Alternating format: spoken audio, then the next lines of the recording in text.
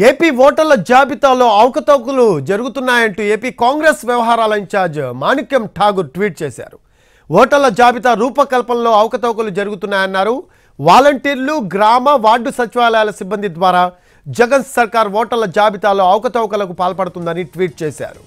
కేంద్ర ఎన్నికల సంఘం మౌనం ఎన్నో అనుమానాలకు తావిస్తోందన్నారు. ఓట్ల తొలగింపు విషయంలో మరింత పారదర్శకత అవసరమన్నారు. ఓట్ల జాబితాలో అవకతవకలంటూ వస్తున్న ఫిర్యాదులపై ఈసీ విచారణ చేపడుతుందా అని ప్రశ్నించారు. తన విశ్వసనీయతను కొత్తేడాదిలోనైనా సిఈసి నిలబెట్టుకుంటుందా అంటూ ట్వీట్ చేశారు మాణిక్యం ఠాగూర్.